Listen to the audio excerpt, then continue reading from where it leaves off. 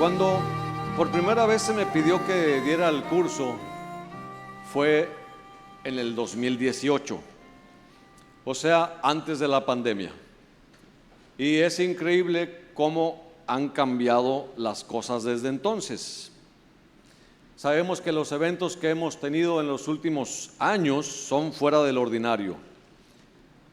La pandemia ha marcado al mundo en muchas cosas, en lo digital sobre todo, pero en muchas cosas, de tal modo que podemos decir, antes de la pandemia las cosas eran así y después de la pandemia las cosas ahora son así. Pero hermanos, no solo por la pandemia, ¿no?, sino por los tiempos que estamos viviendo, acercándose la venida del Señor. Así que yo he tenido que ir modificando este curso conforme las cosas que han acontecido, conforme los eventos que hemos tenido.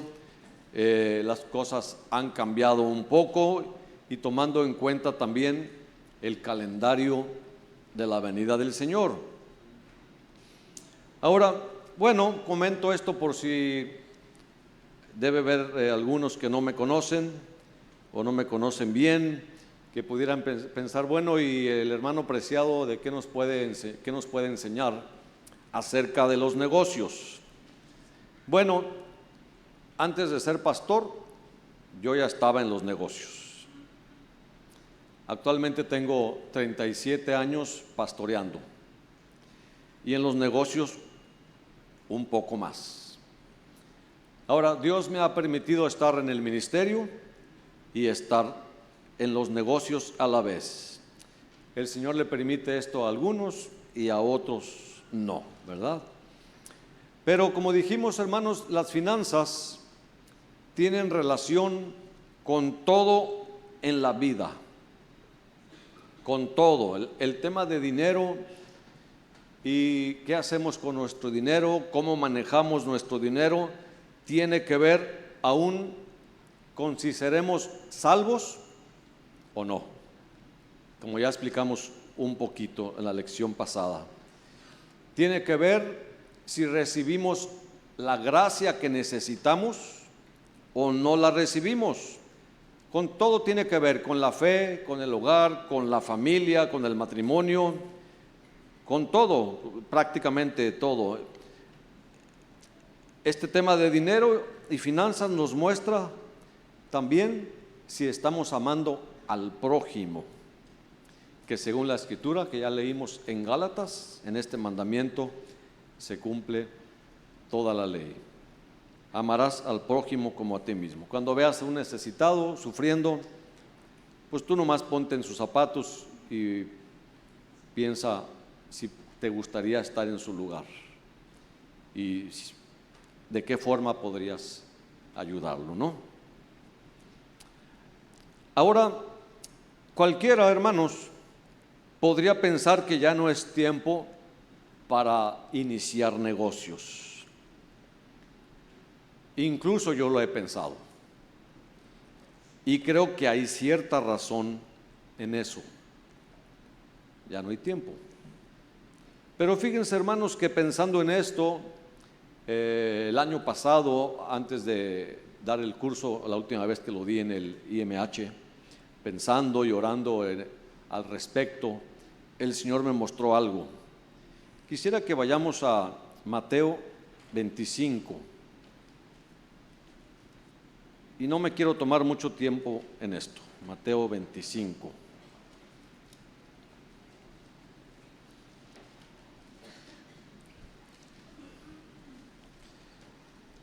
Fíjense, Mateo 25, versículo 14 dice: porque el reino de los cielos es como un hombre que yéndose lejos llamó a sus siervos y les entregó sus bienes.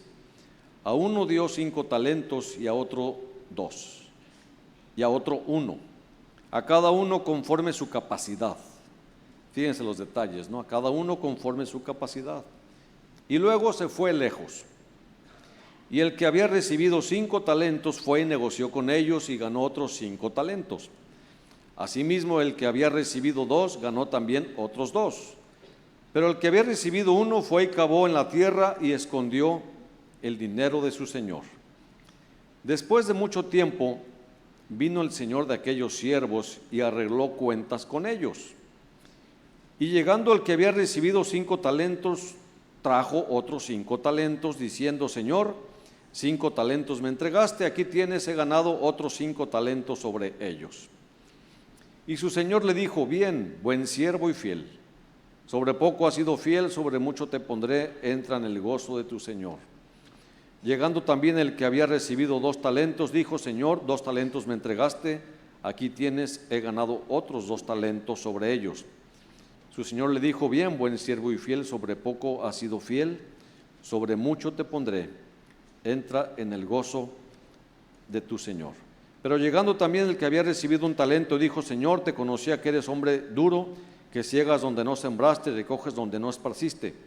Por lo cual tuve miedo y fui a esconder tu talento en la tierra, aquí tienes lo que es tuyo. Respondiendo su señor le dijo: siervo malo y negligente, ¿sabías que ciego donde no sembré y que recojo donde no esparcí? Por tanto debías haber dado mi dinero a los banqueros, y al venir yo hubiera recibido lo que es mío con los intereses. Quitadle pues el talento y dadlo al que tiene 10 talentos.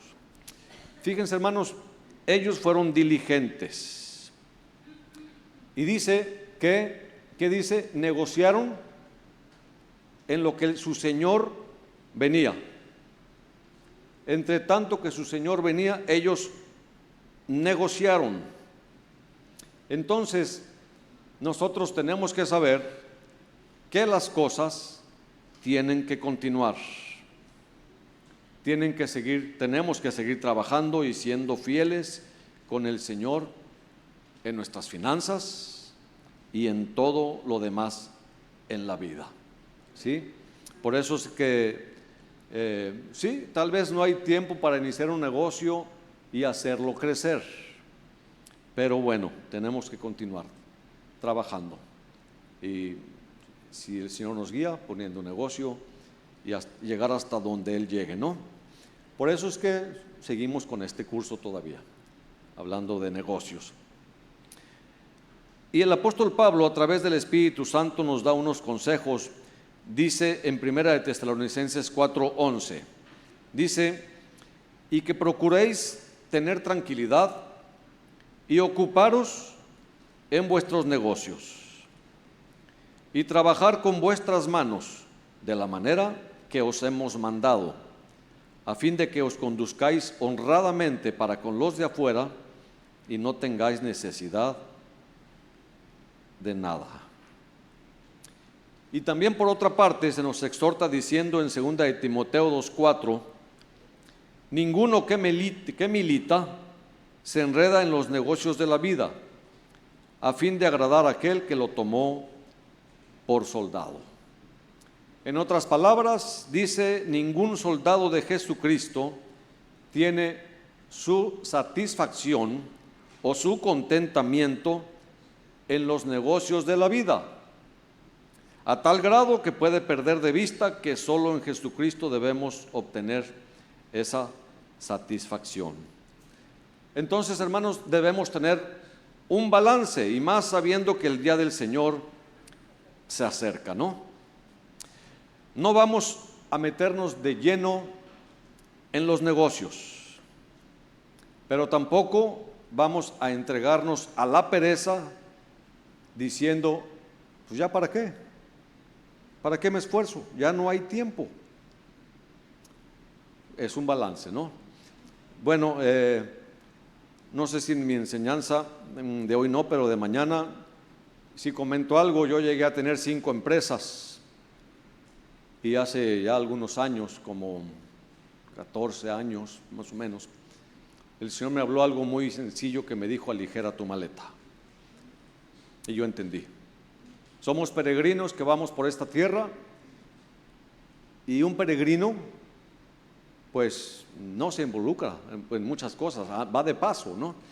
Imaginen también un peregrino que va de paso y lleva 10 maletas, pues qué incómodo, qué cargas estar, me bajo del tren y agarro mis 10 maletas y me subo al siguiente y es una carga, Por eso cuando el Señor me dijo aligera tu maleta, yo entendí y empecé a cerrar, empecé a orar y a cerrar algunos negocios. Yo tenía negocios de transporte que los cerré y otros negocios, no recuerdo si lo voy a comentar mañana, pero como quiera aquí quise decírselos de paso. Pero otro de los puntos que quiero tratar es algo que he visto en muchos hogares cristianos.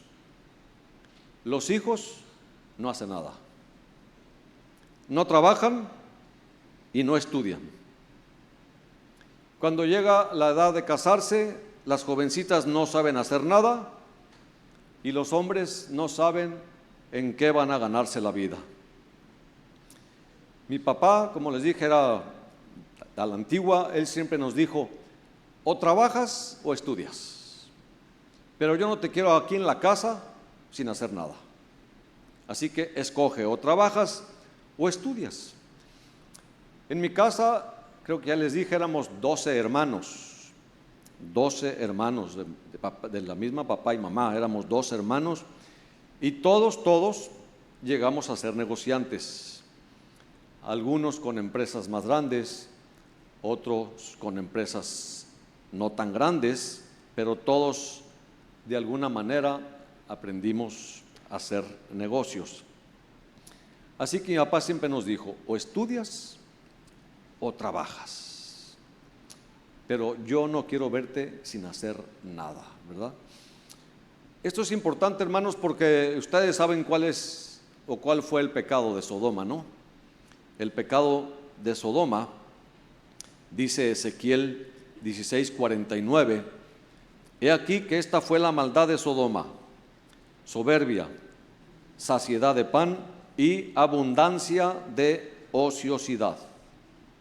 Tuvieron ella y sus hijas, y aparte de esto, no pensaron en el afligido y el pobre, y se llenaron de soberbia e hicieron abominación delante de mí. Y cuando lo vi, las quité. Entonces, esto debemos tomarlo muy en cuenta, hermanos, en nuestras propias vidas y en la vida de nuestros hijos también. Por eso Pablo también nos dice, Primera de Tesalonicenses 5:14, también os rogamos, hermanos, que amonestéis a los ociosos, que alentéis a los de poco ánimo, que sostengáis a los débiles, que seáis pacientes para con todos. Ahora, como yo les dije, hermanos, yo aprendí acerca de los negocios porque mi papá era un hombre de negocios y él compartió en mí y en mis hermanos ese deseo de hacer negocios desde muy pequeños. Antes de yo poner mi propio negocio, que es el que tengo ahorita todavía, antes de yo poner mi propio negocio, trabajé con mi papá 4 años directamente en sus negocios, trabajé con él personalmente. Después yo puse mi propio negocio. Yo trabajé con él 4 años, tenía 19 años cuando comencé a trabajar con él. Pero antes de eso, yo tenía 14 años cuando mi papá me dio un dinero que yo creo que equivalen al día de hoy como unos $1,500. Me dio un equivalente de $1,500, digamos 30,000 pesos, es lo que calculo, porque ya hace tantos años que... Pero bueno, me dio ese dinero y me dijo, ten hijo, nomás me dijo así, ten, a ver qué haces. A ver qué haces, quiero ver. No me lo dio para que me comprara ropa, ni para que me fuera a un viaje. Me dio este dinero y me dijo, ten, a ver qué haces con ese dinero, ¿no? Entonces comencé a hacer negocios. A mis 14 años compraba algunas motocicletas, compré algunas motocicletas viejas, usadas, las reparaba y las vendía y le ganaba dinero. Pero eso no me gustó mucho porque me ensuciaba mucho. Me ensuciaba mucho y dije, no, esta no me gustó. Entonces después cambié y empecé a comprar aparatos electrónicos. Miren, en ese entonces los aparatos electrónicos no se consiguen como ahora, en Amazon, en eBay. No, en ese entonces no. Los aparatos electrónicos de marcas, pues, obviamente internacionales, llegaba muy poco y lo que llegaba era contrabando. ¿Saben eso? Era contrabando. Yo tenía un compañero de escuela que sus papás eran muy ricos, eran contrabandistas. Entonces les iba muy bien. Pero bueno, yo empecé a vender esos aparatos electrónicos, estéreos, otras cosas. Los conseguía baratos y después los revendía más caros y ganaba dinero. Y hice crecer el dinero. No lo perdí. Yo creo que mi papá me estaba enseñando y me estaba probando. Creo que cualquiera de nosotros puede hacer algo con un poco de dinero, con un poco de visión, muchas ganas y la bendición y dirección del Señor. Amén. Ahora, hermanos, hoy en día quiero hablar de este tema. Hoy en día es muy popular el mensaje de paz, poder y prosperidad. Y es el mensaje que se predica en la mayoría de iglesias cristianas.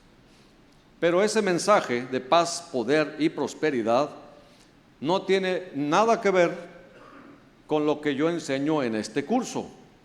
Ese mensaje dice que la prosperidad económica es lo que el Señor ha ordenado para todos, que todos los cristianos deberíamos tener riqueza.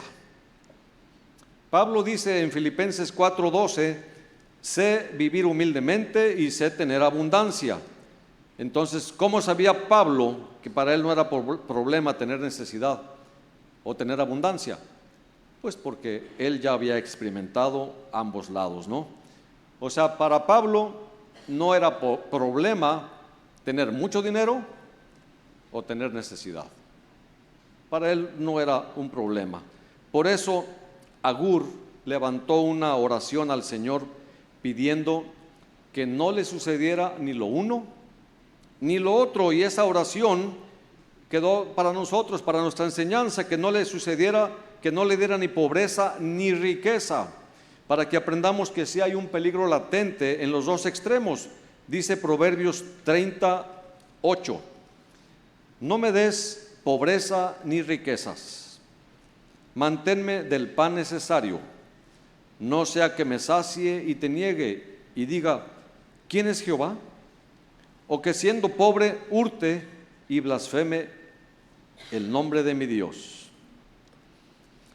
Ese mensaje de paz, poder y prosperidad dice que si estás enfermo es porque hay pecado en tu vida.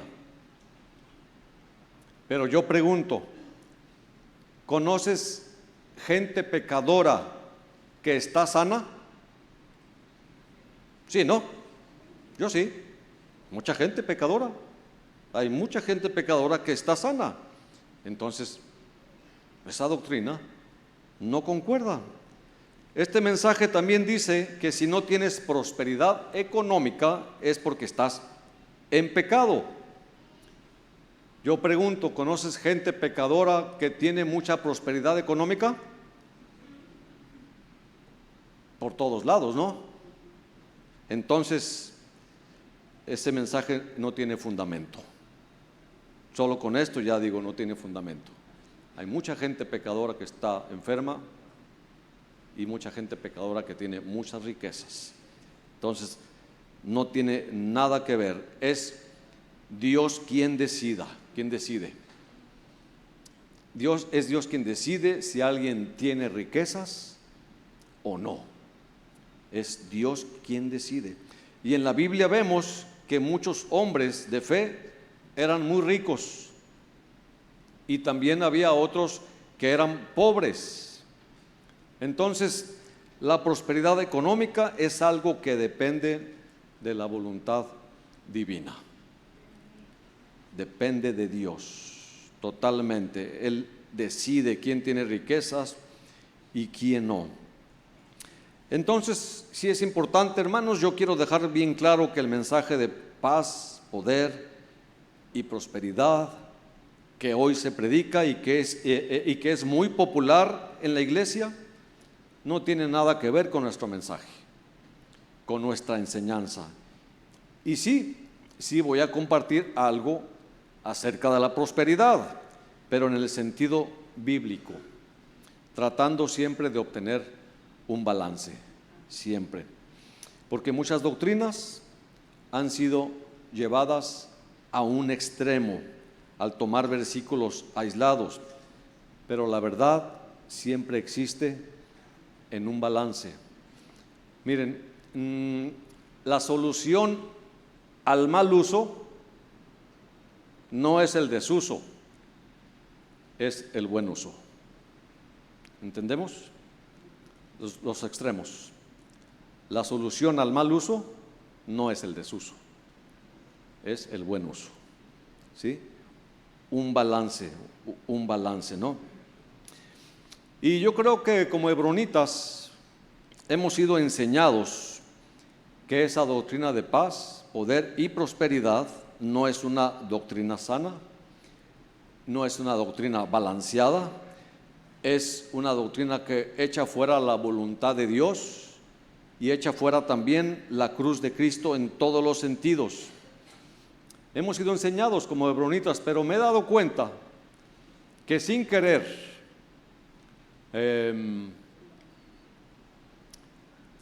queriendo, sin querer, ¿cómo se dice? Sin darnos cuenta, muchos o algunos se han ido al otro extremo, ¿sí? Sin darnos cuenta. Ahora, no porque se predique el otro extremo, pero sin darnos cuenta, inconscientemente, esa es la palabra que quería que se me fue. Inconscientemente nos vamos al otro extremo sin darnos cuenta. Y muchos caen en el otro extremo, en el error. ¿Cuál es el otro extremo?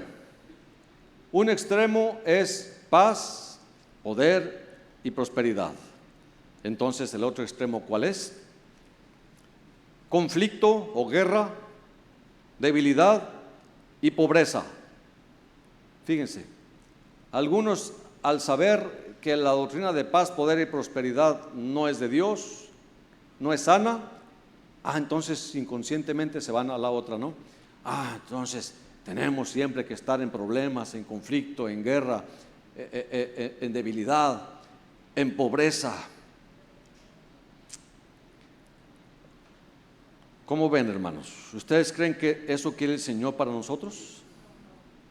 Guerra, siempre conflicto, debilidad, pobreza, que siempre vivamos así.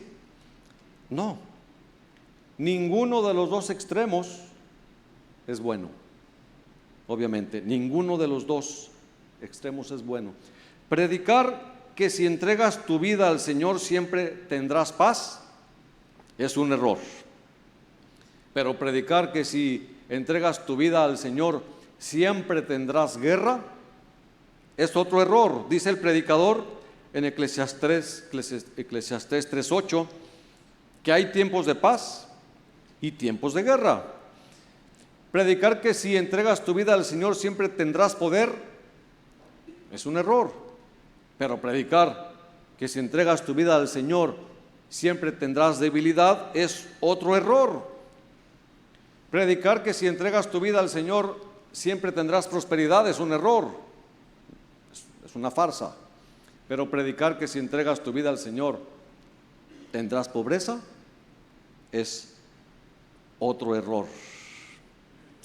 También dice el predicador que hay tiempo de ganar y tiempo de perder, tiempo de llorar y tiempo de reír. Todo tiene su tiempo. O sea que a veces estamos abajo y a veces estamos arriba, a veces gozamos de salud y a veces sufrimos por la enfermedad, a veces tenemos abundancia y a veces tenemos necesidad. Si no fuera así, hermanos, si todo nos saliera bien, dice el salmista que tendríamos una corona de soberbia. Es lo que dice el salmista. Tendríamos una corona de soberbia, así que nosotros necesitamos un balance en nuestra enseñanza. Tanto el evangelio de prosperidad como el evangelio de la bancarrota están equivocados. Y aquellos que creen que las riquezas son una señal de la bendición de Dios, promueven lo que comúnmente se conoce como el evangelio de paz, poder y prosperidad. Miren, hermanos, tener prosperidad, tener bendición económica no es una prueba de la bendición de Dios, para nada. Seguramente Samson llegó a pensar: si Dios no estuviera conmigo, yo no tendría esta fuerza. Seguramente llegó a pensarlo. Si Dios no estuviera conmigo, yo no tendría esta fuerza. Así alguien erróneamente podría pensar: si Dios no estuviera conmigo, yo no tendría esta riqueza. Yo lo llegué a pensar, la verdad, cuando era un poco antes de convertirme, yo lo llegué a pensar. Si Dios no estuviera conmigo, no tuviéramos dinero, no tuviéramos riqueza. Pero tener riqueza no tiene nada que ver con la bendición y la aprobación de Dios. Nada que ver. No nos engañemos, no nos engañemos. Cualquier hombre puede engañarse y ser engañado por Satanás en pensar así: no, mira, si Dios no estuviera contigo, no estuvieras tan rico. No tiene nada que ver. Amén.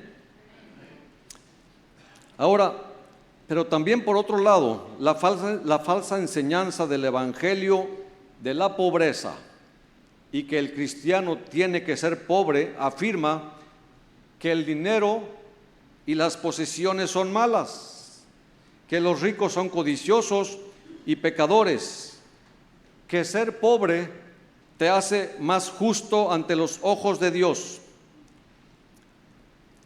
Solo piensen y díganme si hay una sola escritura que lo diga,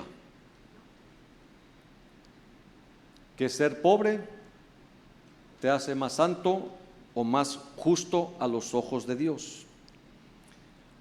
Algunos pudieran pensar en la escritura que dice: bienaventurados los pobres, porque de ellos es el reino de los cielos. ¿Así dice? No dice así. No dice así. Dice: bienaventurados los pobres en espíritu, porque de ellos es el reino de los cielos. Es diferente, ¿no? Los pobres en espíritu son humildes y pequeños según su propio criterio y ven su necesidad, reconocen su necesidad delante del Señor. Pero lo que pasa, hermanos, también es que muchos confunden la humildad con la pobreza. Hay gente muy rica que es humilde y hay gente muy pobre que es muy orgullosa. ¿Conocen a alguien? Tal vez pueden pensar en alguien, ¿no? Ese pobre hombre es rico en orgullo y ese rico hombre es pobre en orgullo. Qué bendición, ¿no? Yo recuerdo cuando compré mi primer carro nuevo. Era un buen carro y un hermano se me quedó viendo y movió la cabeza y me dijo: ya no vas a poder predicar acerca de la humildad.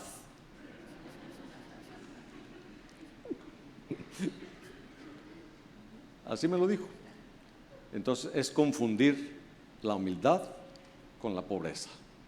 No tiene nada que ver. Como digo, hay ricos que son pobres en espíritu y hay pobres que son ricos, son soberbios, orgullosos. Entonces hay un balance muy delicado en este asunto, ¿no? Pero debemos saber que la presencia o ausencia de dinero no es la forma en que se mide la bendición de Dios. Pero eso sí, si no podemos ni siquiera cubrir nuestras necesidades básicas, sí deberíamos preguntarle al Señor, ¿qué está pasando? ¿Qué está pasando, Señor? Dice Proverbios 22:2 en la Biblia de las Américas: el rico y el pobre tienen un lazo común. El que hizo a ambos es el Señor. Fíjense, el Señor hizo tanto al pobre como al rico. Él los hizo. Entonces claramente vemos que el problema no es ser pobre o ser rico, sino la actitud del corazón hacia el dinero. Eso es lo que importa, eso es lo que le importa al Señor. La actitud de tu corazón hacia el dinero y lo que haces con tu dinero. Entonces, cuando se trata de riqueza terrenal, el Señor nunca la condena, ni a los ricos los condena. Pero sí advierte que el pecado entra en la ecuación cuando el dinero se convierte en el objetivo final, en la búsqueda principal de la vida.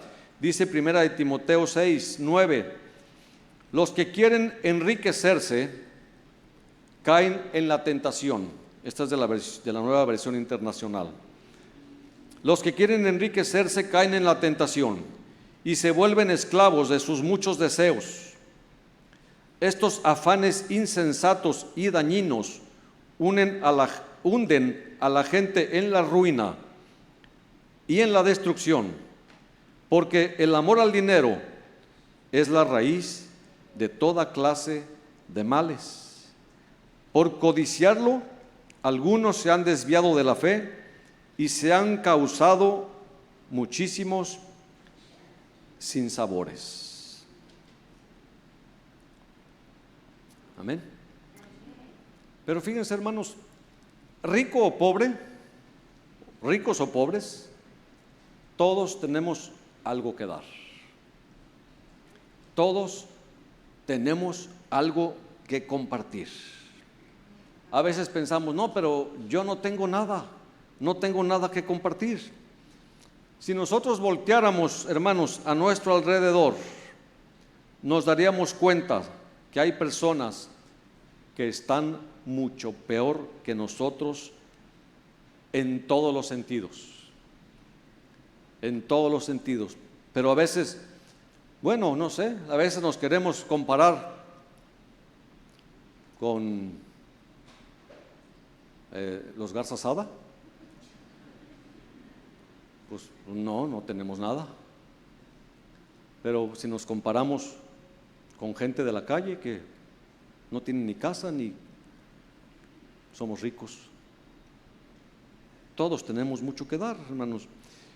Yo recuerdo que hace algunos años tuvimos un accidente horrible. Mi esposa y mis hijas estaban pequeñas. Un pastor nos invitó a predicar como a 2 horas de San Luis, y yo estaba por empezar un programa de radio. Ese programa de radio lo tuve como por 6 años. Yo estaba por empezar ese programa de radio y de alguna manera el diablo no quería. Pero ese pastor nos invitó a compartir a su iglesia como 2 horas, y cuando veníamos de regreso, yo venía a la carretera principal, un borracho en una pick-up, una camioneta grande, no respetó el alto y chocamos brutalmente, duramente. Yo iba como a unos 100 kilómetros por hora, no iba tan recio, pero un golpe a 100 kilómetros por hora. Y él venía tal vez a una velocidad similar. Él no hizo alto y chocamos. Chocamos en la mera punta, así en la mera punta. Al chocar en la mera punta, los vehículos se pegaron y después se abrieron. Uno se fue para allá y nosotros nos fuimos para acá. Bueno, mi hija pequeñita iba en el portabebé o en el, ¿cómo se dice? Portasí, en la silla especial para bebé. Era una silla especial para bebé. Se salió con el golpe. Se salió con el golpe y los vidrios todos quebrados. Gracias a Dios, aquí estamos. Bajamos, yo tenía una herida en el brazo, sangrante. Y mi esposa y mis hijas algunos golpes, nada más. Pero bajamos y cuando yo bajé, el chofer del otro vehículo estaba colgando, no sé cómo, quedó colgando, así con la cabeza, colgando totalmente. Creo yo que se le atoró el pie en el cinturón de seguridad y quedó colgando. Pero estaba consciente y yo me acerqué y le dije, ¿viste lo que hiciste? Me dijo, sí. Y bueno, no quiero alargarme, pero ellos habían tenido un juego de béisbol y este señor agarró esa camioneta que no era ni de él y el diablo le dijo que subiera esa camioneta para matarnos. Así fue. Y llegaron sus amigos de béisbol, todos borrachos, echando pleito, pero Dios nos guardó, hermanos. Dios nos guardó totalmente. Pero, ¿por qué les platico esto? Porque después del accidente, mi esposa y yo tuvimos que ir a unas terapias por causa de los golpes. Y cuando íbamos a las terapias, veíamos a toda la demás gente que iba también por terapias por alguna razón. Y los veíamos, hermanos, y mi esposa y yo decíamos, no tenemos nada. Cualquiera pudiera quejarse, ay, mi cuello, collarín, ay, pobre de mí. Yo tenía aquí un golpe que me causó, no podía hacer fuerza por algunos meses.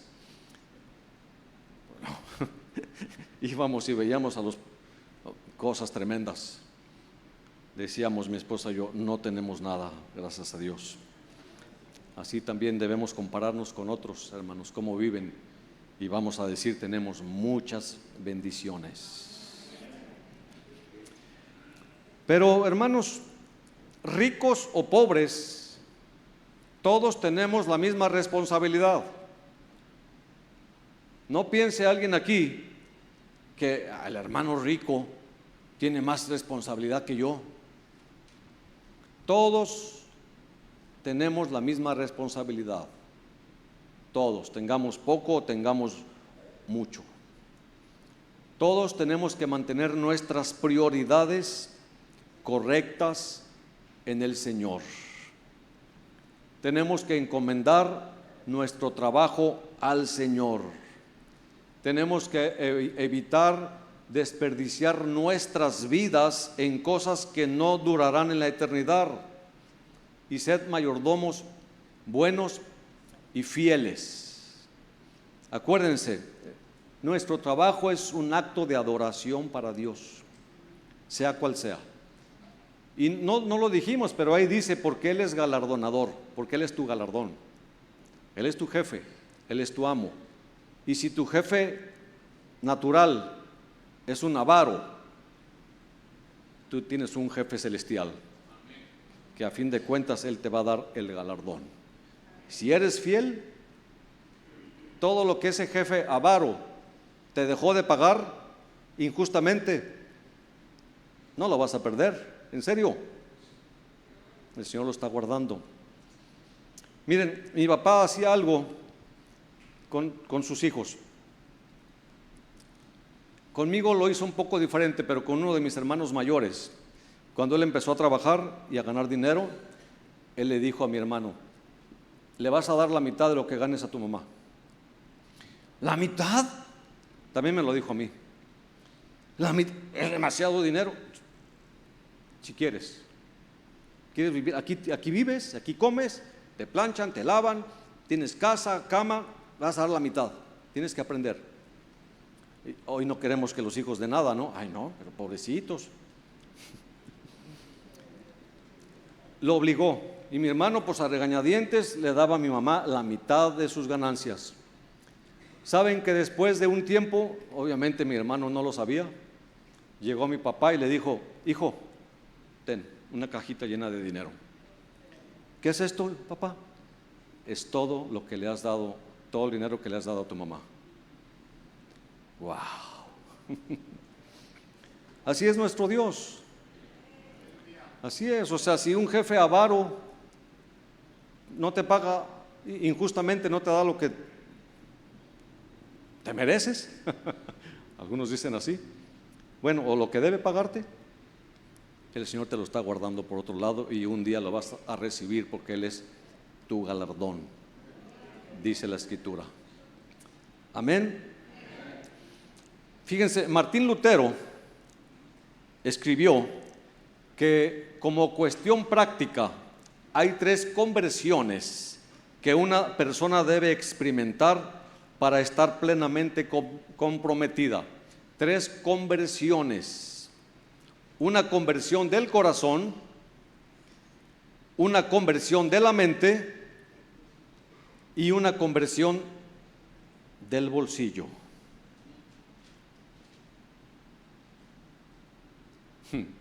Él escribió eso, 3 conversiones para que una persona esté completamente comprometida. Amén. Ahora, quisiera que vayamos a la tercera epístola de Juan. Tercera epístola de Juan. No hay capítulos, solo es un solo capítulo, y dice versículo 1: el anciano Agayo. Bueno, si alguien está esperando bebé y está pensando en qué nombre ponerle, aquí hay una idea: Gallo. Es bonito. Pero es con Y, no con doble L, porque si no sería gallo. Bueno, el anciano Agayo, el amado, a quien amo en la verdad. Fíjense, hermano, amado, yo deseo que tú seas prosperado en todas las cosas y que tengas salud, así como prospera tu alma. Pues mucho me regocijé cuando vinieron los hermanos y dieron testimonio de tu verdad y de cómo andas en la verdad. No tengo yo mayor gozo que este, el oír que mis hijos andan en la verdad. Aquí vemos al apóstol Juan dirigiéndose a Gayo.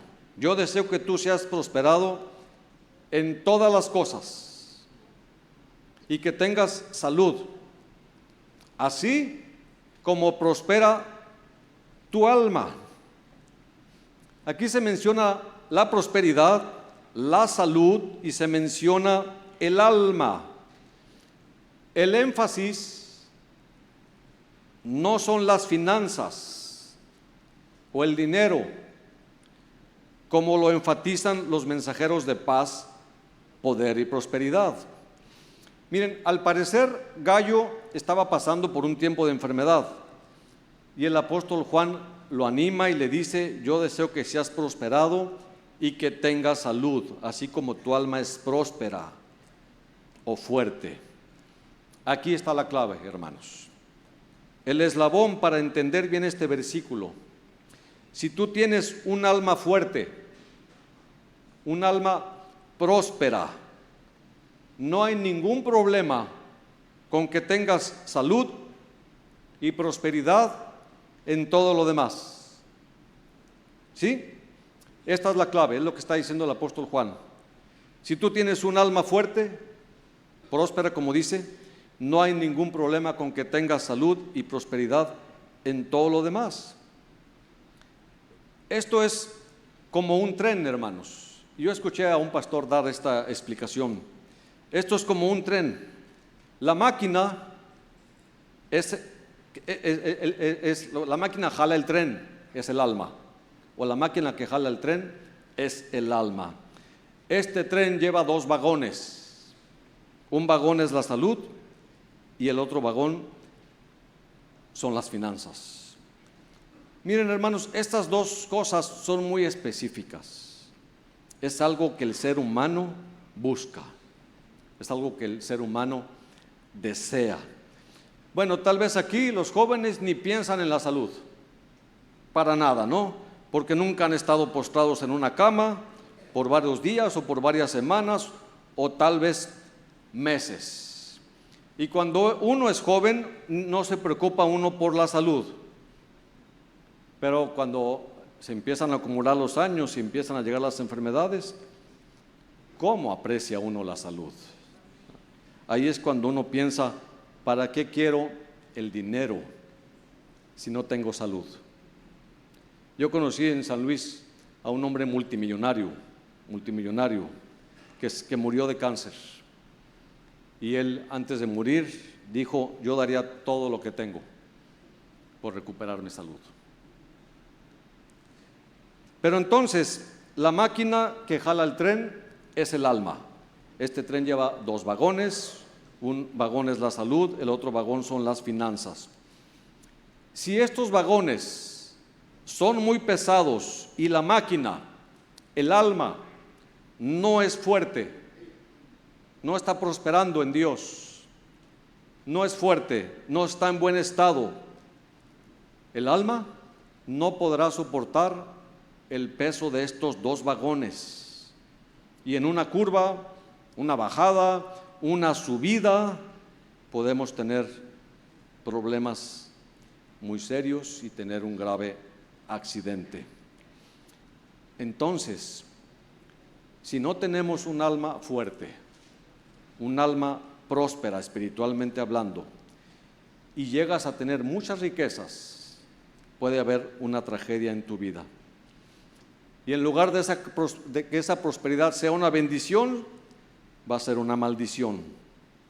O sea, esto sería una prosperidad no bendecida. Y Gallo aquí manifestaba una sólida salud en el alma, aunque su cuerpo estaba pasando por una enfermedad.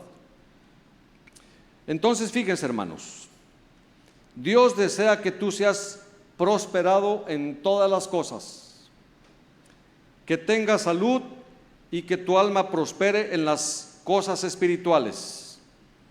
Es el deseo de Dios, que prosperes en todo, pero eso no quiere decir que todos vamos a prosperar económicamente. ¿Sí? Eso no quiere decir que no pasaremos por tiempos de escasez. Sí, el deseo de Dios es que todos tengamos abundancia, pero si Él sabe que esa abundancia nos puede matar, Él nos va a mantener solo con lo necesario. Sí, debemos entender, Él decide, hermanos. Si Él sabe que esa abundancia nos puede matar, nos va a mantener solo con lo necesario. Tal vez muchos no saben que es más difícil aprender a vivir con la abundancia que aprender a vivir con la escasez. La Biblia lo menciona muchas veces. Históricamente la Biblia lo dice: Israel siempre abandonaba al Señor cuando tenía abundancia. Deuteronomio 32:15 dice que Israel abandonó al Señor cuando engordaron, cuando prosperaron, abandonaron a Dios, que los hizo, dice, y abandonaron la roca de su salvación. Hace tiempo yo tenía una oveja en la iglesia que un día se acercó a mi esposa y a mí. Se acercó y nos dijo: hermano, oren por mí, hermano. Dice: yo soy fiel con mis diezmos.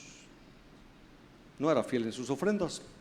No conocíamos todavía muy bien la doctrina de las ofrendas, solo los diezmos, pero son diezmos y ofrendas. Pero él me dijo: yo soy fiel con mis diezmos, hermano, pero no sé qué pasa, no prospero, siempre tengo problemas. Cuando llega para pagar la nómina el fin de semana, batallando para conseguir, para pagar a los proveedores, batallando, pero yo soy fiel con mis diezmos, oren por mí. Dije: sí, hermano, vamos a orar. Rápidamente el Señor nos dio una respuesta a través de una visión.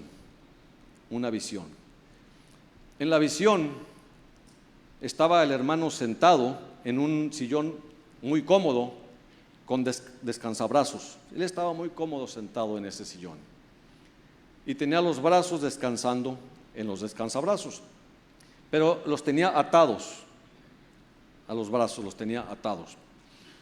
Y él estaba ahí sentado y de repente el vientre se le empezó a inflamar. Se le empezó a inflamar y brotó una raíz de su estómago, de su vientre brotó una raíz. Y el Señor habló y dijo: porque la raíz de todos los males es el amor al dinero. Entonces, la próxima vez que lo vi, le dije: hermano, ya te tengo una respuesta. Así, así, así. El Señor dice que Él no te bendice porque tú amas el dinero. Y él, muy consciente, dijo: sí, yo amo el dinero. Yo sé, me dijo, yo sé que si Dios me diera más dinero, yo haría, empezó a nombrar, yo haría esto, y esto, y esto, y esto. Gracias, hermano, ya entendí por qué Dios no me prospera, no permite que yo prospere económicamente.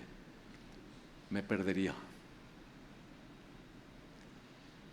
Entonces, el Señor quiere prosperarnos, hermanos, pero no quiere arruinarnos. Amén. Él sabe hasta dónde.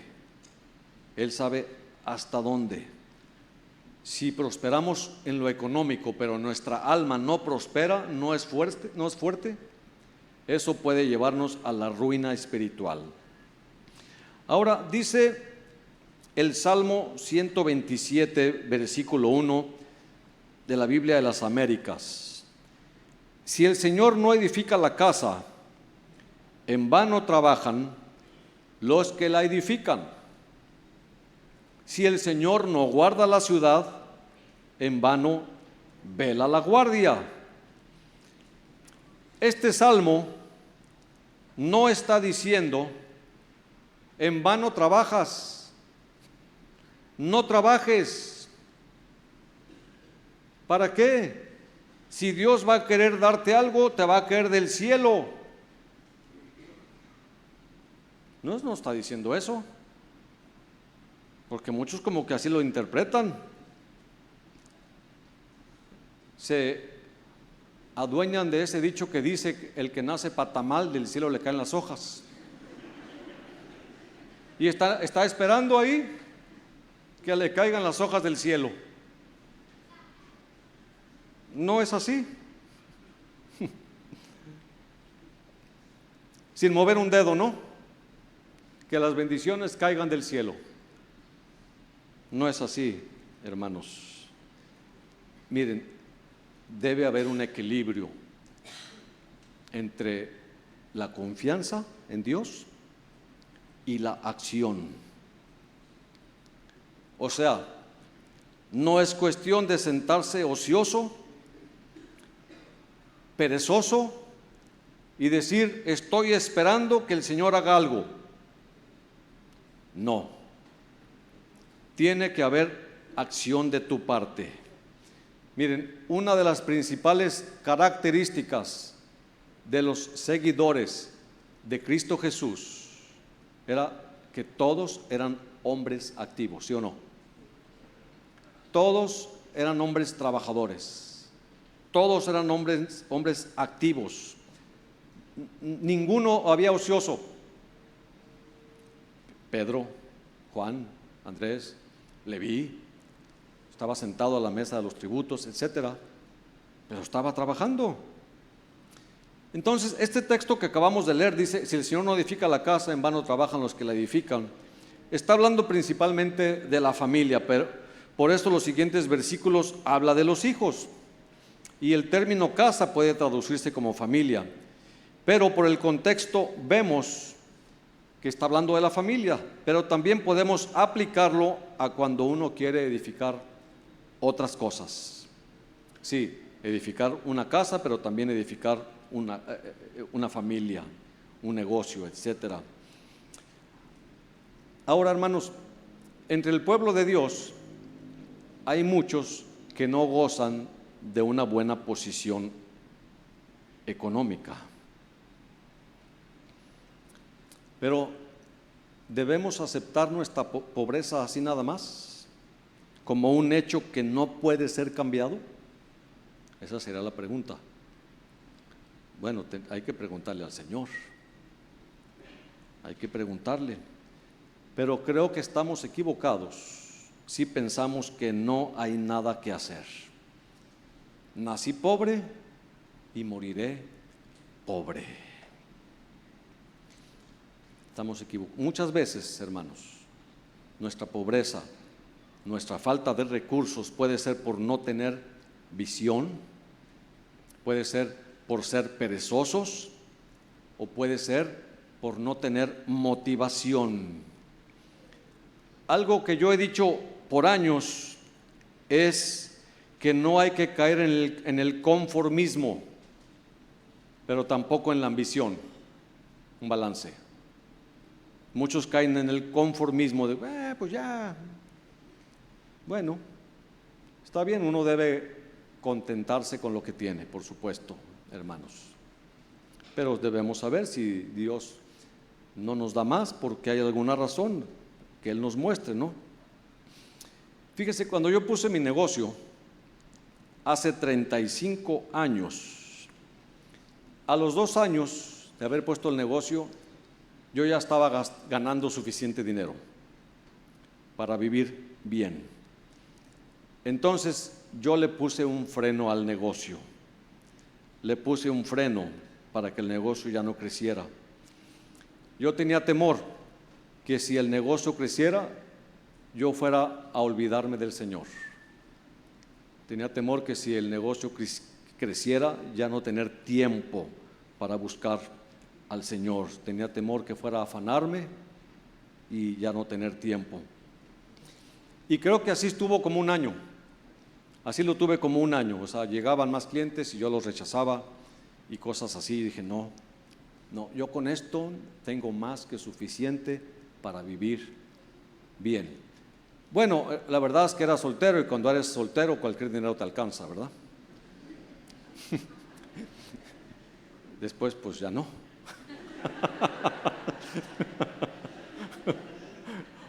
Pero olvidemos eso. Yo ganaba suficiente para vivir bien. Entonces le puse un freno y así estuve como un año hasta que un día el Señor me habló, hermanos. El Señor me habló y me dijo, yo sé que tu corazón no encontrará el gozo en las cosas de este mundo. No tengas temor, yo quiero bendecirte.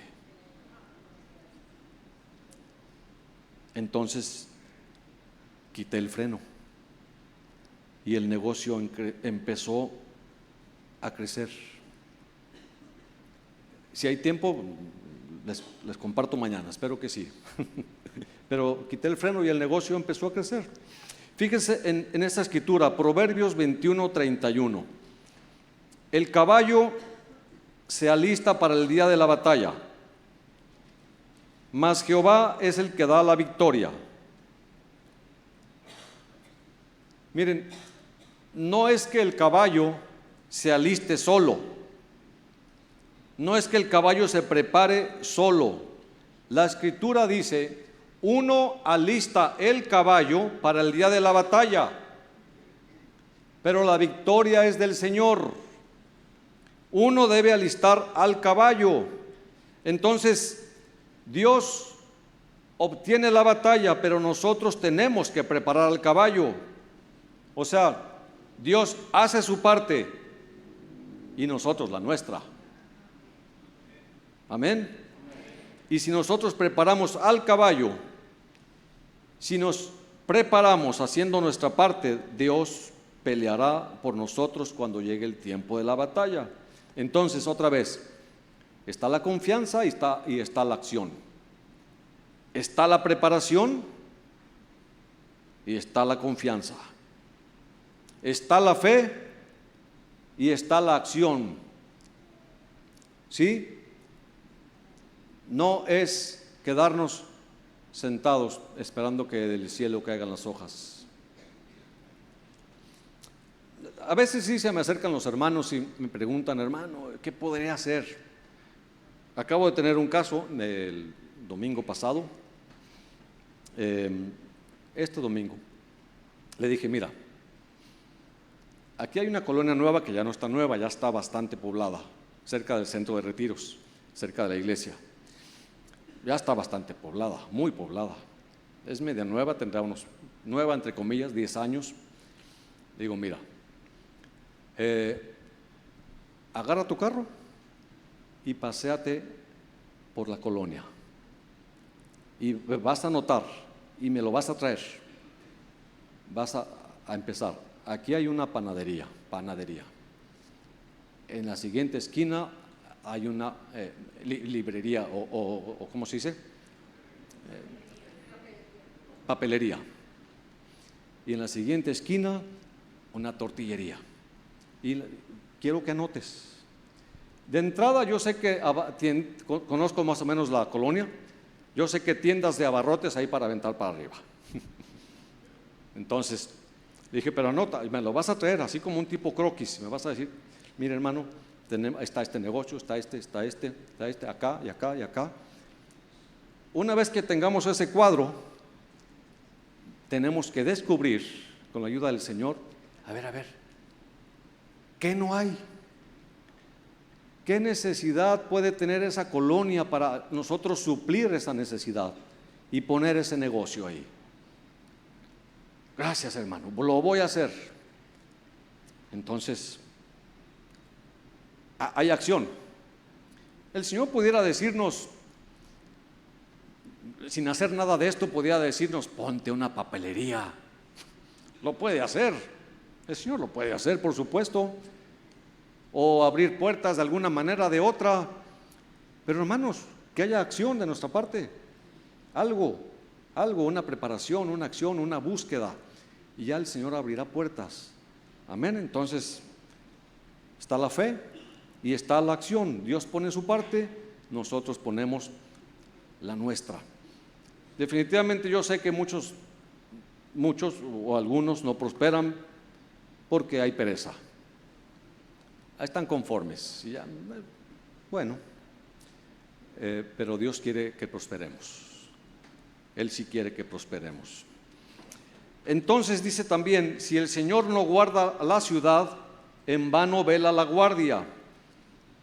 La guardia tiene que estar alerta, trabajando, preparada. Pero sin la mano protectora de Dios, todos los esfuerzos de la guardia son inútiles. O sea, entendamos: en vano vela la guardia, o la guarda. Dice si el Señor no guarda la ciudad, en vano vela la guardia. Pero hay guardia. Si hay guardia, no es que no haya guardia. Hay quien dice: ¿por qué le pones chapa a la llave, a la puerta de tu casa? ¿Que no confías en Dios? Sí, confío, pero el Señor dice que debe haber guardia, y una chapa puede ser una guardia. Si el Señor no guarda la ciudad, en vano vela la guardia.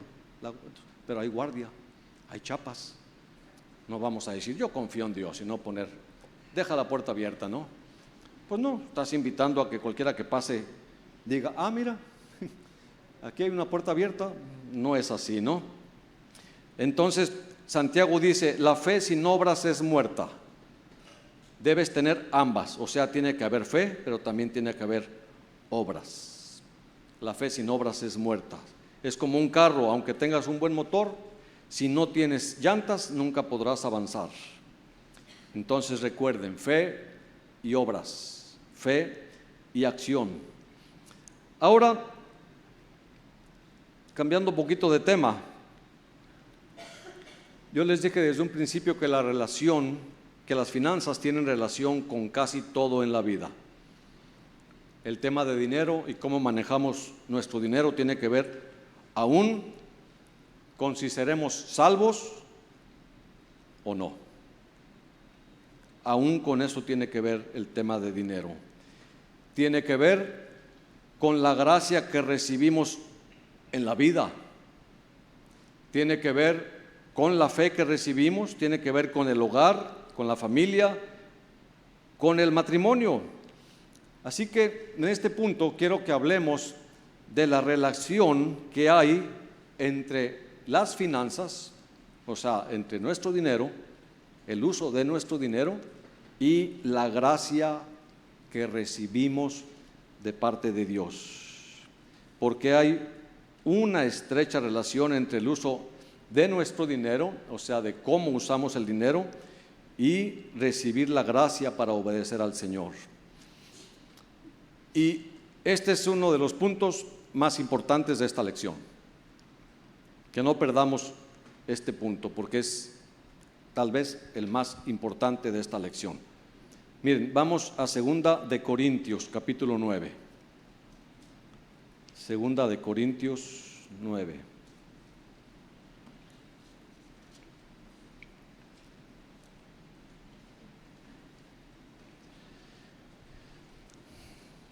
Si ustedes quieren ver el curso completo, lo venden en el IMH. Porque fue un poco difícil para mí decir, ay, que esto sí, esto no, esto es importante, pero esto es muy importante. Dice 2 de Corintios 9, versículo 1, cuanto a la administración para los santos, es por demás que yo os escriba. Pues conozco vuestra buena voluntad, de la cual yo me glorío entre los de Macedonia, que Acaya está preparada desde el año pasado, y vuestro celo ha estimulado a la mayoría. Pero he enviado a los hermanos para que nuestro gloriarnos de vosotros no sea en vano en esta parte, para que, como lo he dicho, estéis preparados. No sea que si vinieren conmigo algunos macedonios y os hallaren desprevenidos, nos avergoncemos nosotros, por no decir vosotros, de esta nuestra confianza.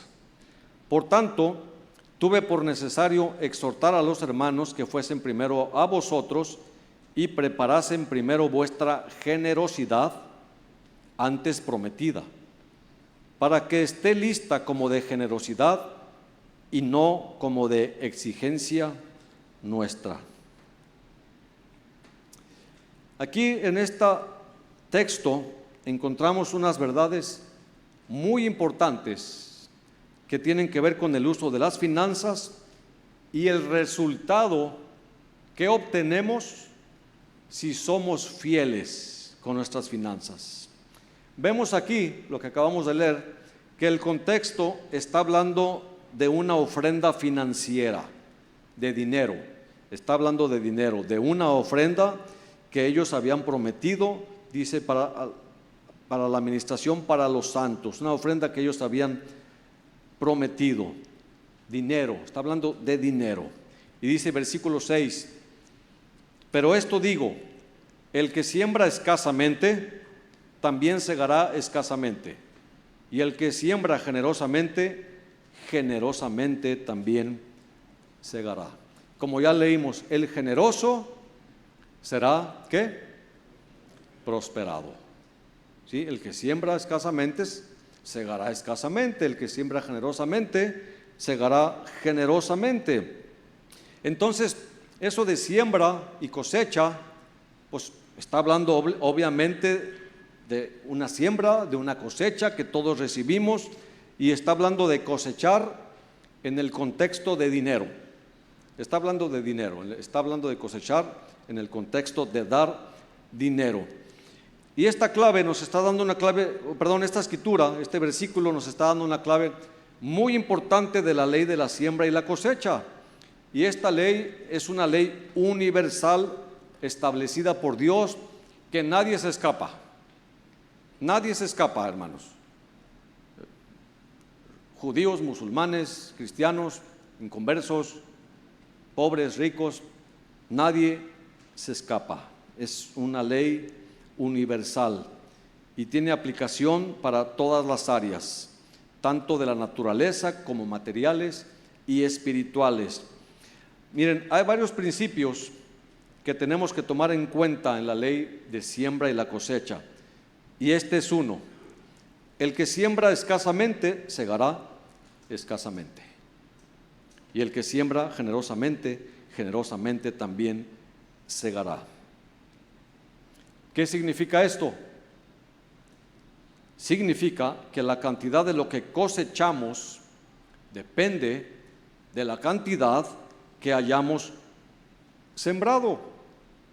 Sí, es bastante obvio, ¿no? Amén. Es muy obvio. Si uno siembra más, cosecha más. Así es.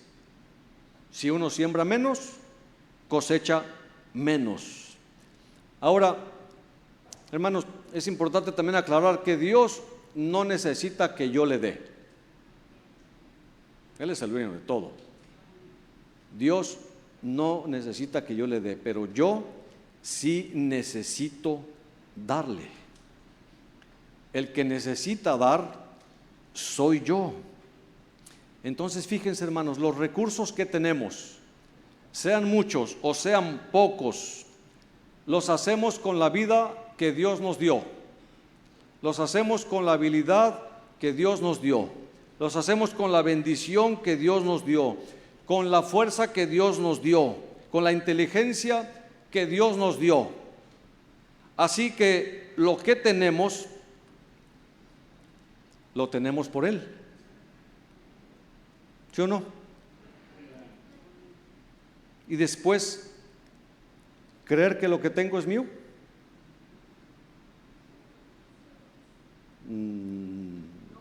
No, ¿verdad? Todo lo hice por Él, con Él, con su inteligencia, su habilidad. Y después creer que lo que tengo es mío, como que no concuerda. Pero, hermanos, sembremos poco o sembremos mucho, una ley de la cosecha es que cosechamos más de lo que sembramos. Eso sí, acuérdense, Dios da a 30, a 60, a 90 o a 100. Y eso lo habla también en la parábola del sembrador. Está hablando de una cosecha. Siempre vamos a cosechar más de lo que sembremos. Miren, ya me lo terminamos, no falta mucho, no va a ser tan larga como la lección anterior, pero pónganse un poquito de pie para que puedan descansar un poquito. Ustedes se ponen de pie y yo me siento. No, gracias. Entonces debemos saber, hermanos, que siempre cosechamos más de lo que sembramos. ¿Qué agricultor va a sembrar sabiendo que si siembra 5 costales de semilla, va a cosechar 5 costales de semilla? ¿Nomás por amor al arte? Nadie lo haría. Nadie, hermano, sería algo absurdo, ¿no?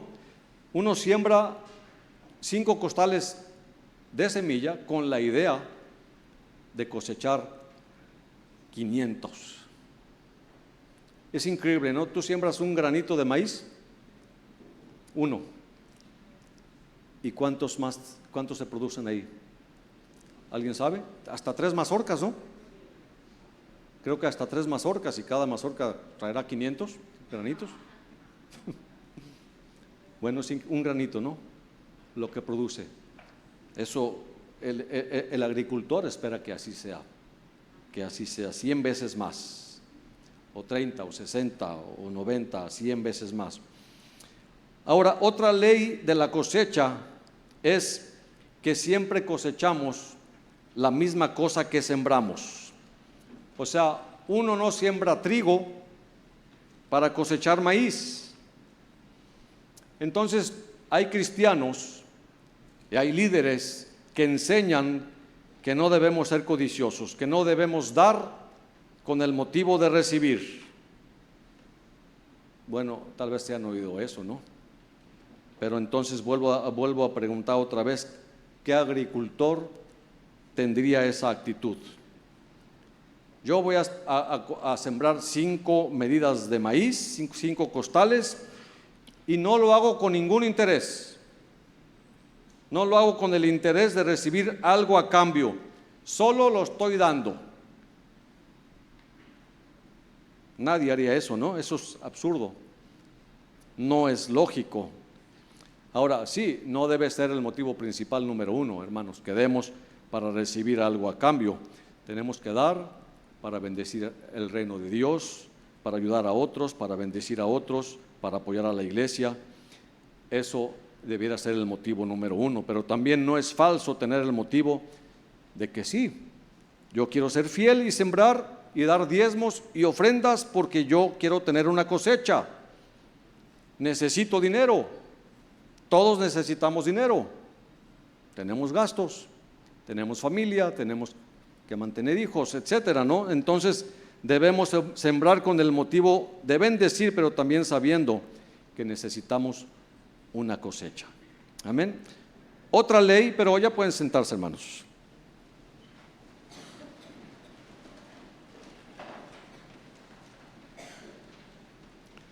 Otra ley de la cosecha es que siempre cosechamos después de haber sembrado, obviamente, ¿no?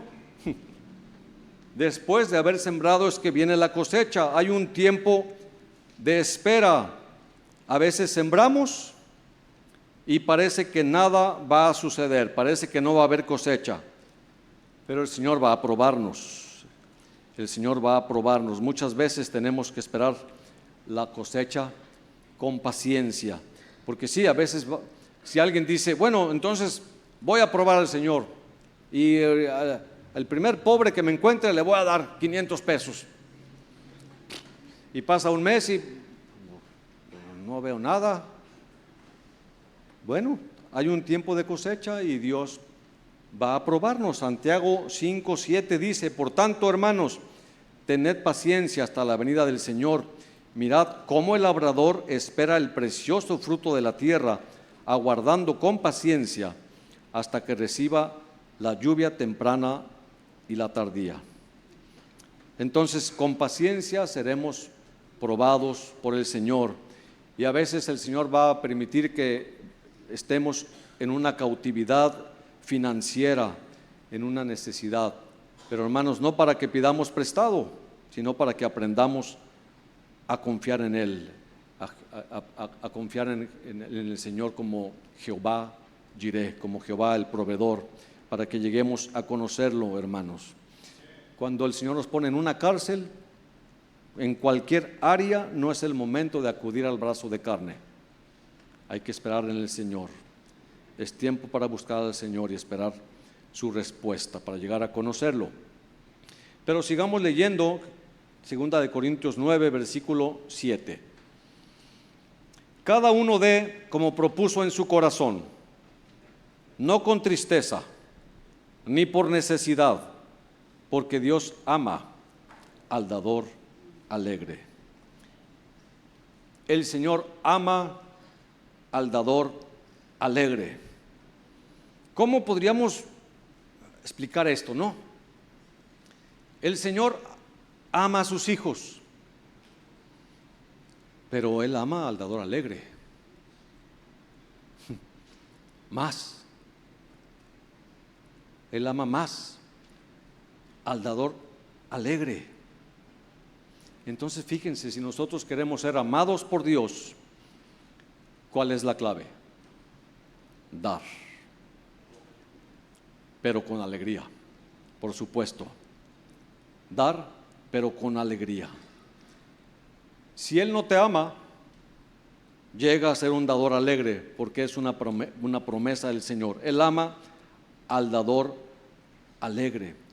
Eso influye en la decisión de Dios, en el amor de Dios. ¿Pero por qué? ¿Por la avaricia? ¿Dios tiene avaricia? ¿Dios necesita nuestro dinero? No. Él sabe mejor que nosotros que donde esté nuestro tesoro, allí también estará nuestro corazón. O sea, si le demostramos con hechos, no con palabras, que lo amamos, Él va a responder, Él va a amarnos. ¿Qué es más valioso para el Señor? que tú te vengas a parar aquí en la iglesia y le digas: Señor, te amo, cuánto te amo, Señor, te amo, te amo. O que ayudes con tu dinero al necesitado. Cualquiera, hermanos, cualquiera puede pararse aquí y decir: Señor, te amo. Las palabras se las lleva el viento, pero no cualquiera va a sacar su cartera y va a ayudar al necesitado. Hechos, no palabras. No estoy diciendo para nada que entonces no debemos alabar al Señor y adorarle y expresarle nuestro amor. Solo estoy diciendo que es más fácil, ¿no? Las palabras se las lleva el viento, y el Señor hay que demostrarle nuestro amor con hechos, y no solo al Señor, al prójimo, a nuestro cónyuge. Hay que demostrarle nuestro amor con hechos. Yo le puedo decir a mi esposa que la amo, pero si la maltrato y la golpeo y otras cosas, va a decir, pues, de hecho una vez una pareja me dijo: pastor, pues es que mi esposo dice que él me ama, pero yo no le creo porque siempre se la vive gritándome. Pues, ¿qué le dices? Pero fíjense, hermanos, en el Talmud, las escrituras judías, se encuentra una verdad muy importante con respecto a las finanzas. Dice: si das ofrenda cuando eres pobre, eventualmente las darás siendo rico. Y si no das cuando eres rico, eventualmente te abstendrás de dar por ser pobre. Dios ha ordenado que haya dos manos en el asunto de dar. Una mano da y la otra recibe. ¿Cuál mano quisiera ser tú? Piénsenlo bien, ¿cuál mano quisiera ser tú? Dale gracias a Dios que tu mano sea una mano que da. No digas: tendré falta debido a lo que di. Que seas tú como las ovejas que dan su lana y no tienen menos lana el año siguiente por haberla dado. Esto está escrito en el Talmud, las escrituras judías. Fíjense, en Lucas 11:41 dice: pero dad limosna de lo que tenéis, y entonces todo os será limpio. Fíjense, hermanos, si das limosna, dinero, ofrenda, todo os será limpio. O sea, esta palabra dar limosna está relacionada en el griego con benevolencia, con compasión. Entonces, esta aseveración de Cristo hace claro que si soy liberal en dar, en ayudar, soy liberal, generoso en dar, en ayudar, con benevolencia y compasión, entonces mi vida espiritual será aceptable delante del Señor. Todo limpio, limpiado por su expiación, por su misericordia. No hay duda, hermanos, que nuestro manejo de finanzas será una cuestión determinante de cuál será nuestra morada eterna. Y miren, el siguiente versículo es lo más hermoso de todo este asunto. Estamos en 2 de Corintios 9. Y fíjense el siguiente versículo, versículo 8. Y poderoso es Dios para hacer que abunde en vosotros toda gracia.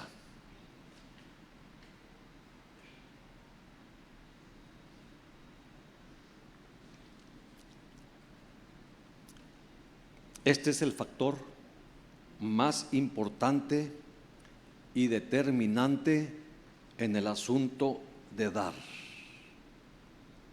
la cuestión de la gracia. Él está hablando de dar con alegría, de ser generosos, de sembrar generosamente. Y si hacemos eso, dice que poderoso es Dios para hacer que abunde en vosotros toda gracia. ¿No quieres tener más gracia? ¿O sí? Necesitamos más gracia, ¿sí o no? Cada día. Poderoso es Dios para que abunde toda gracia. ¿Qué es la gracia?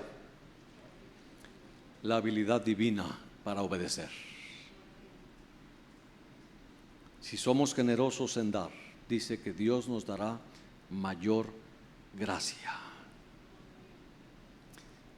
Romanos 1:5 dice, hablando de Jesús, y por quien recibimos la gracia y el apostolado, ¿para qué? Para la obediencia a la fe en todas las naciones, por amor de su nombre. Dice aquí que la gracia es para obedecer. Dios nos da la gracia para obedecer su voz, sus órdenes, sus leyes. Su gracia nos es dada para que cumplamos su voluntad. Juan 1:7 dice que la ley vino por medio de Moisés. Juan 1:7. La ley vino por medio de Moisés, pero la gracia y la verdad vinieron por medio de Jesucristo. Fíjense en esto, hermanos, la gracia y la verdad vinieron por medio de Jesucristo.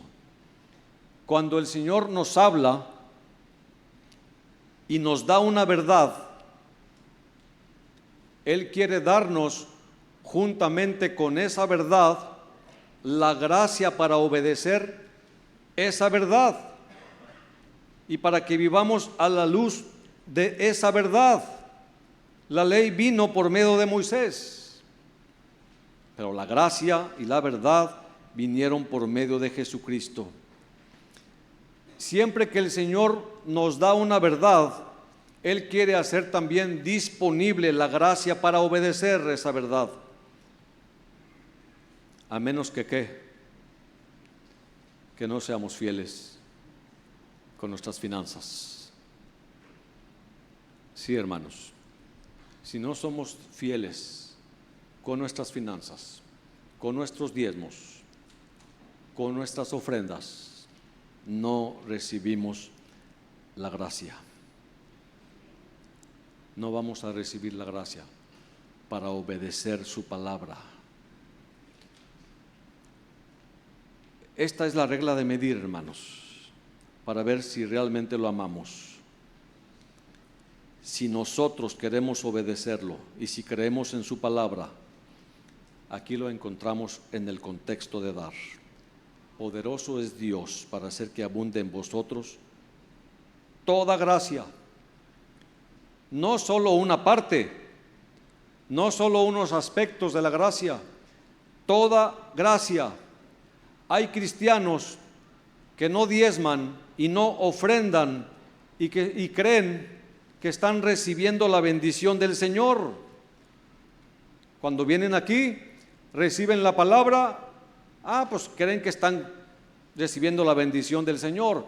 No, están recibiendo la verdad.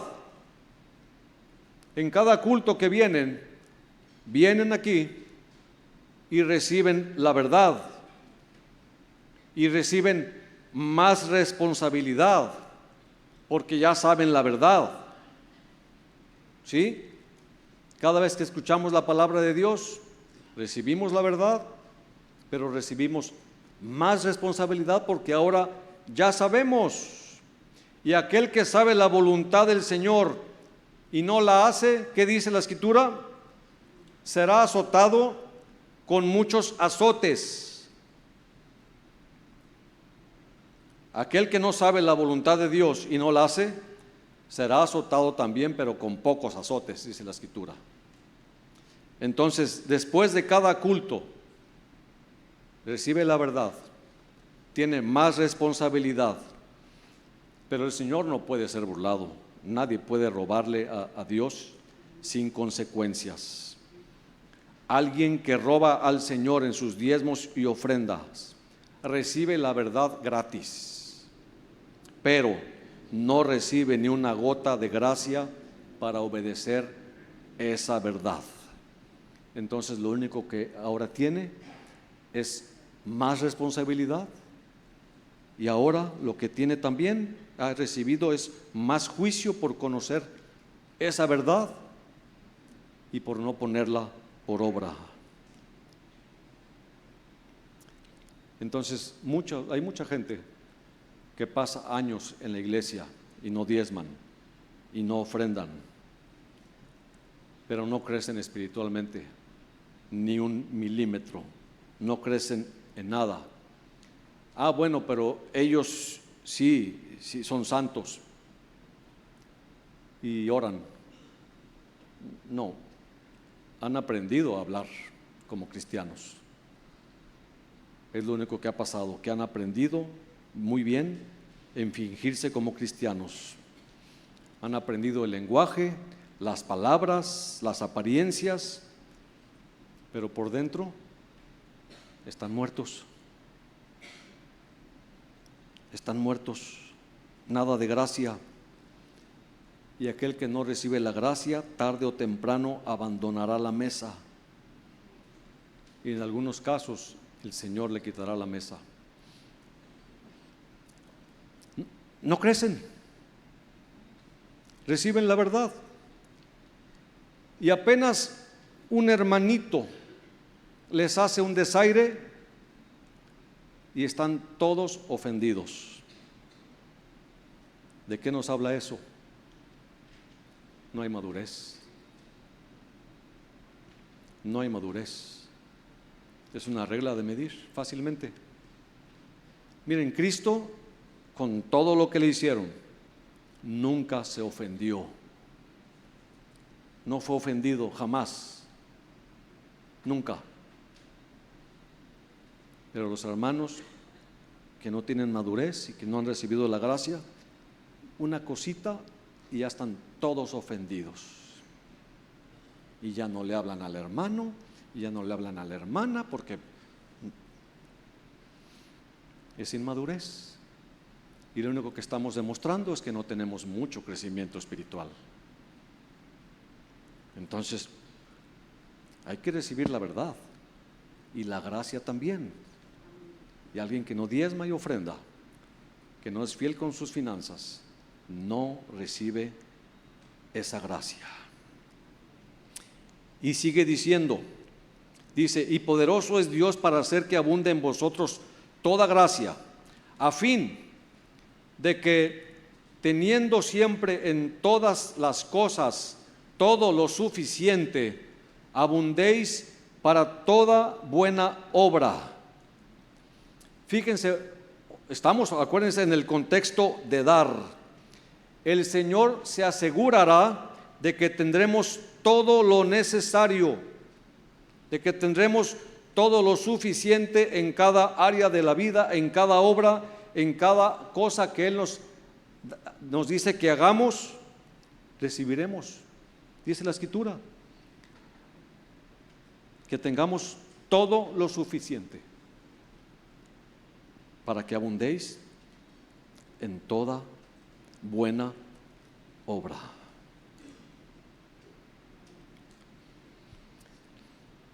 Algunos no quieren sembrar nada y luego se preguntan por qué casi no cosechan nada.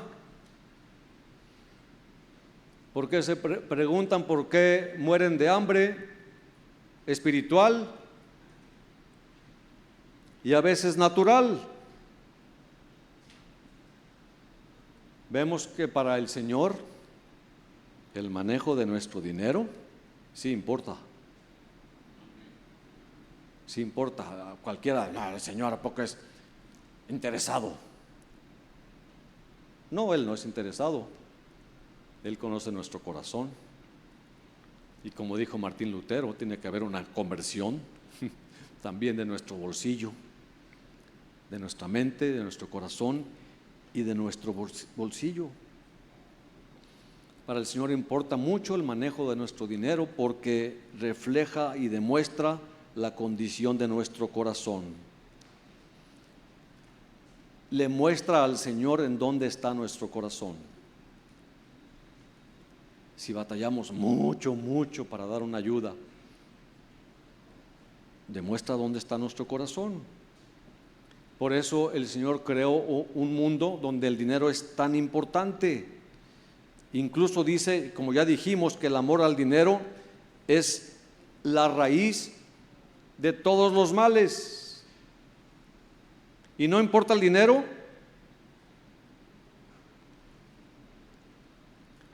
Él sabe, el Señor sabe que el dinero y su manejo demuestra lo que hay en el corazón. Como dije hace unos minutos, Él no tiene tanto interés en lo que sale de la boca. Él tiene interés en lo que de veras hay en el corazón. Por eso este tema de las finanzas y su uso y ser fieles es uno de los temas más importantes en la vida. Entonces Dios abra nuestros ojos para entender, para que tengamos cuidado de ver que nuestra vida es una labranza. Es una labranza, siembra y cosecha. Y que todo lo que hagamos estamos sembrando. Y que algún día cosecharemos, para bien o para mal.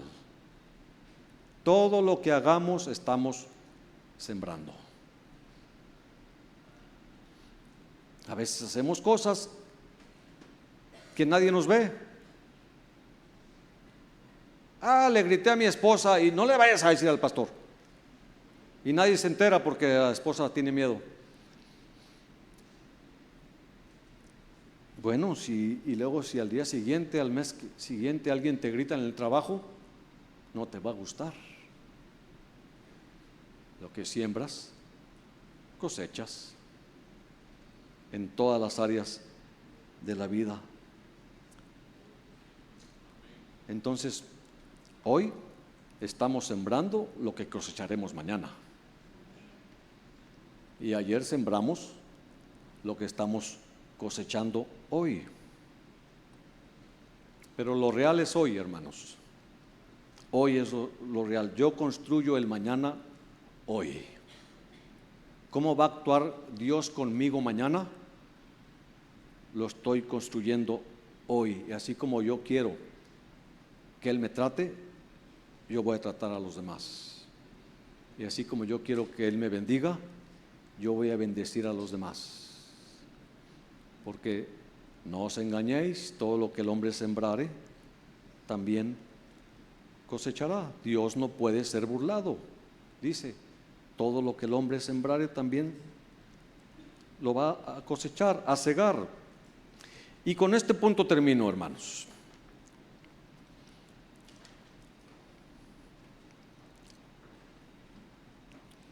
Les voy a hacer una pregunta para que lo piensen, para que la mediten.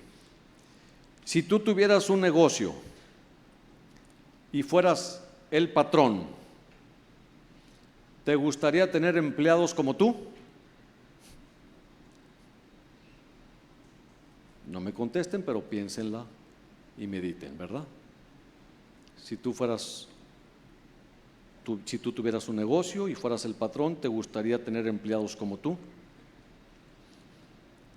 Pensemos que ahora tú eres un empleado y tienes un patrón, pero que algún día vas a ser patrón. ¿Sabes qué tipo de empleados tendrás? Tendrás empleados como tú. Y eso puede ser una bendición o una tragedia. Una de dos. Así que tú debieras ser igual como quisieras que fueran tus empleados. Si tú no eres fiel como empleado, el día que seas patrón, difícilmente el Señor te bendecirá con empleados fieles. Tú conseguirás empleados como tú. ¿Responsables o irresponsables? ¿Que no les importa llegar tarde o sí les importa? ¿Que no les importa engañar al jefe? Hay que pensarlo bien. Tal vez tú digas, no, yo sí, definitivamente me gustaría tener empleados como yo. Yo soy pura calidad. Amén, tal vez sí. Gracias a Dios. Gracias a Dios porque Él nos ayuda, nos da la gracia para ser fieles al Señor. Pero entonces, que pensemos esta verdad, ¿verdad? Miren lo que dice Proverbios 26. Muchos hombres proclaman su propia verdad, su propia bondad, pero un hombre fiel, ¿quién lo hallará? Entonces muchos hombres se engañan a sí mismos creyendo que son pura calidad como empleados. Pero dice, un hombre fiel, ¿quién lo hallará? Y hermanos, el Dios del universo, nuestro Dios, está buscando hombres y mujeres fieles. Ahorita mismo Él está buscando hombres y mujeres fieles. Y si no somos fieles en lo poco, ¿quién nos confiará lo verdadero? Si no somos fieles en lo poco, ¿cómo vamos a pensar que Dios nos va a confiar cosas más grandes? Nuestro Dios está buscando hombres y mujeres fieles. Esa frase que el Señor dice, buen siervo y fiel, sobre poco has sido fiel, sobre mucho te pondré, entra en el gozo de tu Señor. Esa frase es solo para hombres y mujeres fieles, no para todos. El Señor no se va a hacer de la vista gorda y bueno, bien, buen siervo y fiel. Es para hombres fieles. Sobre poco has sido fiel, sobre mucho te pondré. Entra en el gozo de tu Señor.